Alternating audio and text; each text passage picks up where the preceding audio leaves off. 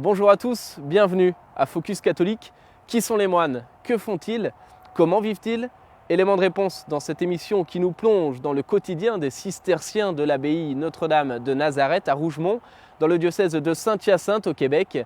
Cette abbaye, fondée en 1932, est habitée aujourd'hui par une douzaine de moines que nous avons suivis dans leurs offices, dans leur travail et dans leur temps libre. C'est une immersion au cœur de la vie cistercienne en exclusivité pour Ciel et Lumière.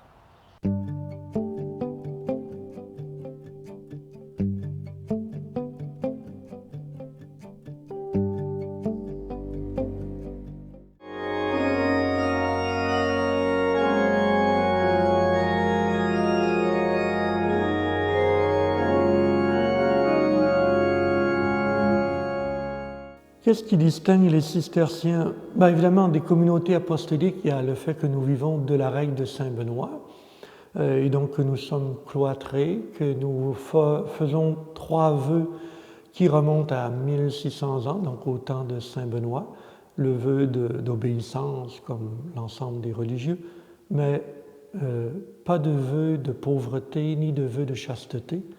À la place, nous, on avait, dès le VIe siècle, utilisé les vœux de conversion des mœurs et stabilité. Stabilité dans un lieu physique, géographique, d'où le fait que nous sommes cloîtrés, parce que ce vœu, cet aspect bien physique de notre manière de vivre, voulait nous conduire à une stabilité intérieure. La conversion de mœurs, ou conversatio morum, conversation de la manière de vivre, était qu'on décidait de laisser notre manière de vivre, celle que nous avions dans le monde, pour adopter une manière de vivre beaucoup plus radicale, qui disait davantage Dieu.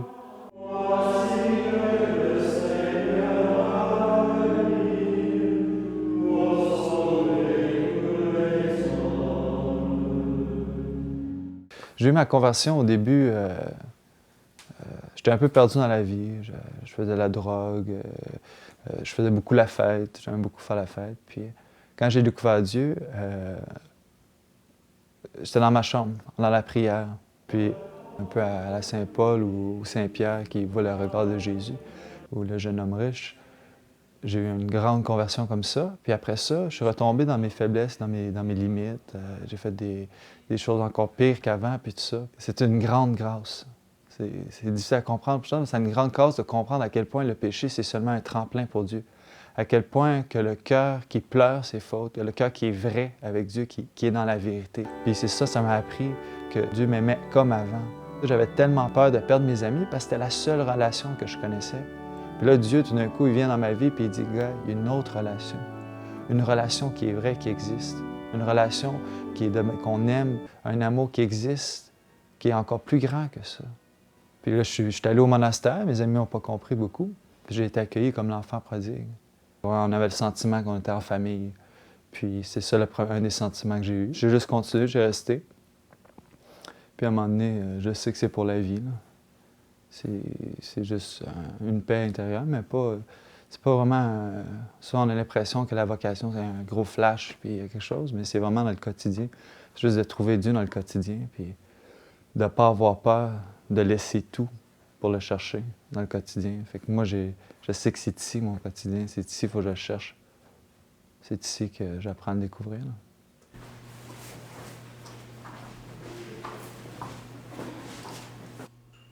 Au début, je ne pensais pas devenir un religieux ou quoi d'autre, mais tout à coup, je me sens que je veux donner à Dieu. Et j'ai un prêtre qui est parenté avec ma famille, donc qui m'a ramené au monastère. Et tout à coup, je trouve la paix et je trouve que c'est vraiment ma place. Quand je entre dans la vie monastique, je dis, mais j'ai déjà tout donné. Donc, je n'attends de rien. Je ne veux plus devenir quelqu'un ou un prieur, un supérieur ou un abbé, par exemple. Mais je veux vivre dans la paix, la joie pour ma vie. C'est tout. Mais si Dieu veut que je devienne prêtre pour la communauté, pour les autres, par exemple, donc à ce moment-là, je dis oui. La plupart de mes frères et de mes amis ont beaucoup de difficultés à comprendre. Ils disent « Pourquoi tu ne deviens pas prêtre » ou « Pourquoi tu...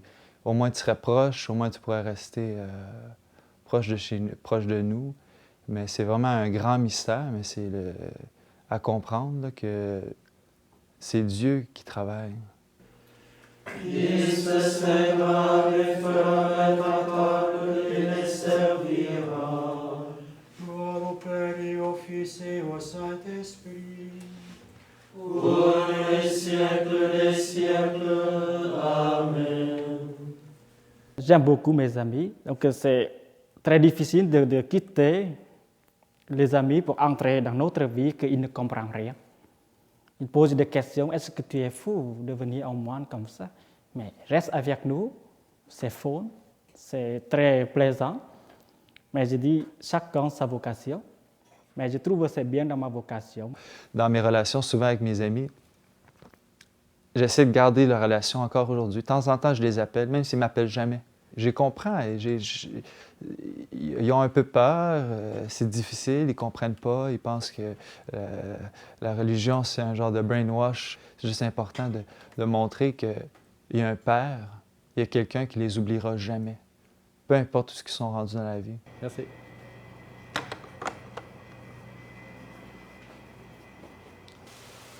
Pour redonner un peu de goût encore. Les gens ne se rendent pas compte, mais notre cœur profond est toujours en prière, au fond. Alors, même si je suis occupé à faire sauter des oignons comme ça, il n'y a rien qui m'empêche, dans mon cœur, de rendre grâce à Dieu, même pour la nourriture qui nous est donnée. Il y a tellement de pays qui n'ont même pas de nourriture. Combien de personnes qui mangent vraiment 3 repas par jour à travers le monde, tu vois? Nous, on est gâtés ici. On a même le choix des restes qu'on va prendre. Alors, on vit ça comme en prière. La vie du moine se veut une prière constante, prière continuelle. Bien sûr que si je suis occupé et que je suis en train de brûler les oignons, je ne peux pas dire que je suis en train de chanter la louange de Dieu. Là. Le moine n'est pas coupé du monde.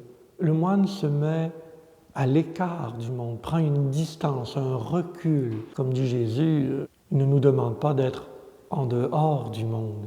Il nous garde au cœur du monde, mais avec cette prise de distance qui nous permet de mieux voir les problèmes, de mieux voir la réalité de ce qui se vit, pour pouvoir apporter un message qui soit porteur de la présence de Dieu. L'abbaye de Rougemont est un monastère particulier car il possède ce qu'on appelle une chambre haute, c'est-à-dire un espace réservé aux jeunes de l'extérieur qui s'interrogent sur la vie monastique. Ici, ils peuvent ainsi suivre les activités des moines au sein même de l'abbaye, mais sans engagement de leur part et à leur propre rythme. Une manière donc de prendre du recul pour discerner et répondre au mieux à l'appel de Dieu. Cette création que nous avons réalisée il y a 3 ans, qu'on appelle la chambre haute, du nom même du Cénacle, donc cette chambre où l'Esprit Saint est descendu sur les apôtres en prière avec Marie. Et donc on s'est dit, nous aussi, on veut vivre ça aussi.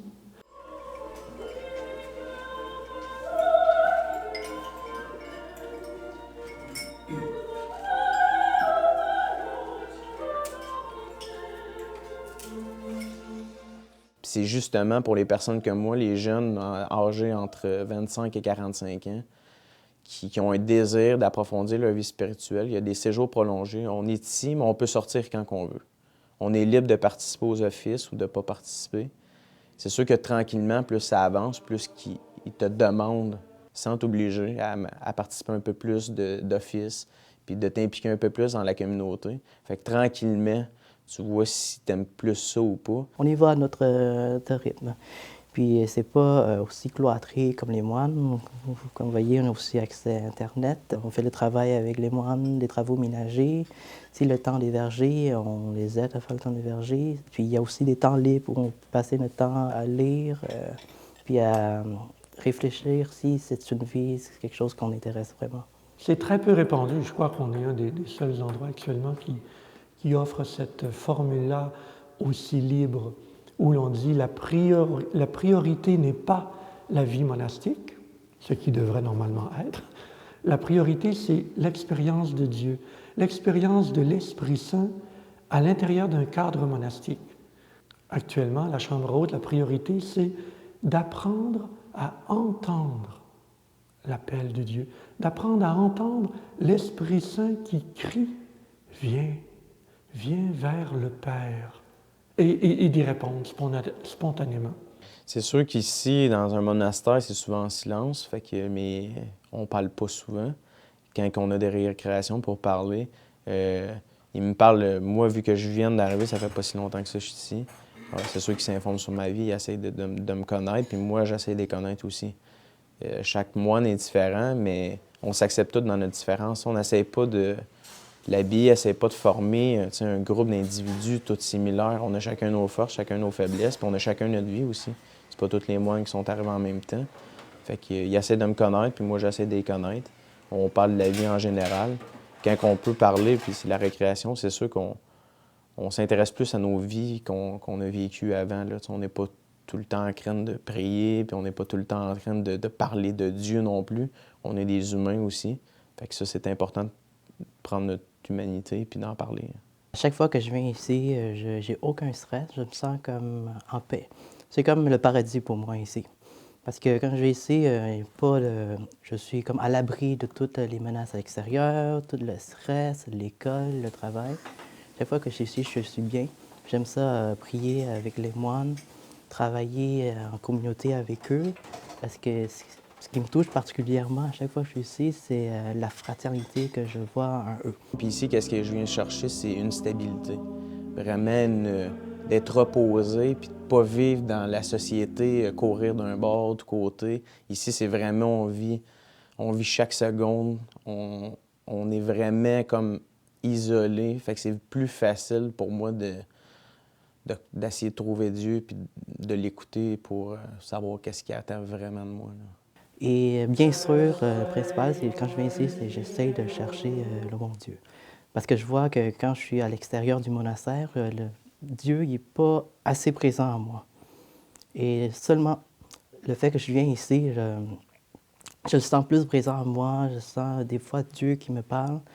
Et quand je retourne chez moi, je me sens comme toute une joie, Dieu dans ma tête. Voilà. Dans toutes les activités que je fais, je pense à Dieu. Est-ce que je devrais faire ça? Est-ce que je ne devrais pas? Habituellement, comment j'agis avec mes parents? Je n'agis pas toujours de la bonne façon, mais une fois que je retourne au monastère, on dirait que je deviens comme différent un peu. C'est la satisfaction. À chaque fois que je sors d'ici, je me sens meilleur. Puis à chaque fois que je suis ici, je pense pas à l'extérieur. À chaque fois, c'est de moins en moins pire.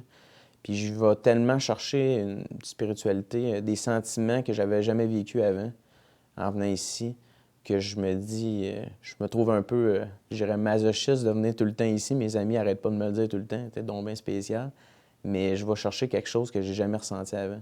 Je prie beaucoup plus qu'avant.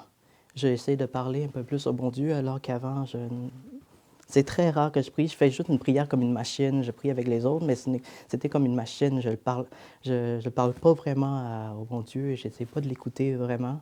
Mais depuis que je suis au monastère, moi, je trouve que c'est différent. Et ça ne dure pas juste au monastère. Après mon retour, je retourne dans la vie quotidienne, je sens que toujours Dieu est envers moi. Et il me dit ce qu'il faut que je fasse, ce qui est bon, ce qui est le mal, je le sens. C'est bizarre comme sensation parce qu'à 4 heures du matin, à une certaine période, je sortais des bars. Fait que là, se lever le matin pour aller prier quand que, normalement j'irais me coucher, c'est un peu spécial comme sensation, mais c'est tellement plus agréable de faire ça. C'est sûr que quand on est jeune, c'est le fun de profiter des bars puis notre jeunesse. Là. Mais quand on a rendu à un certain âge, se lever de bonne heure le matin, c'est quelque chose de...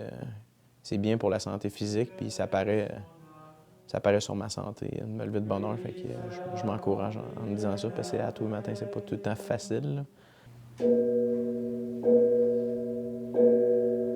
Christe eleison, Kyrie eleison. Bénissons le Seigneur. Nous rendons grâce à Dieu.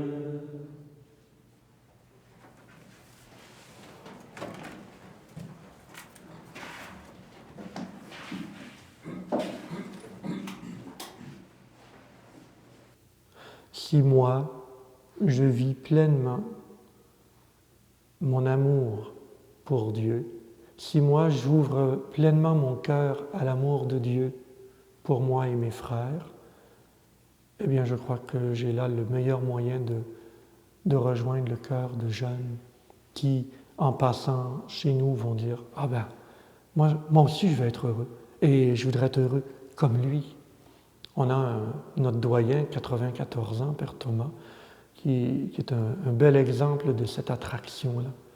Un moine heureux. Un moine qui a passé plus de 70 ans dans nos murs et qui est toujours heureux et toujours prêt à recommencer, comme si c'était encore la première journée et qui s'émerveille à chaque fois qu'on l'approche. Donc je me dis, oui, ça c'est ce qui peut attirer les vocations. La grosse surprise, c'est que les moines ne sont pas... c'est pas une vie aussi cloîtrée comme je le pensais avant. Les moines, ils peuvent avoir leur loisir, comme ici, ils font une fois par semaine, le dimanche, on regardait les films ensemble, on faisait du théâtre, du chant ensemble. Ça, par contre, j'étais surpris parce que je ne savais pas que les moines, ils ont la chance de s'amuser aussi, pas juste passer leur vie à prier, à être en silence. Qu'est-ce qui est le plus facile? De vivre une vie monastique parce que c'est tellement pas quelque chose qui est demandant. C'est naturel en soi. On équilibre, on fait du travail manuel, mais à 2-3 heures par jour. Le temps de prière, les temps de récréation, les temps de sommeil.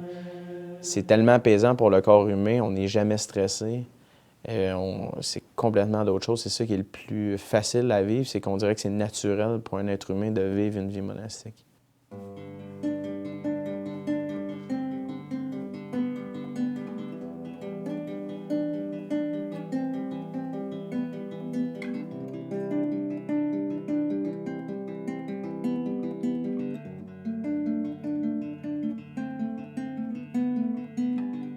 Hello, my deepest love.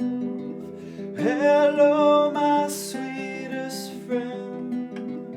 Hello, my blossom child. Hear what my soul is crying. I see you lost your way.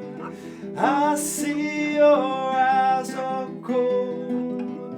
Your mind is searching gold in all those fancy ways. You carry so much pain in that old heart of yours. You feel a fade away. Where is love? Cannot say. Oh, I wonder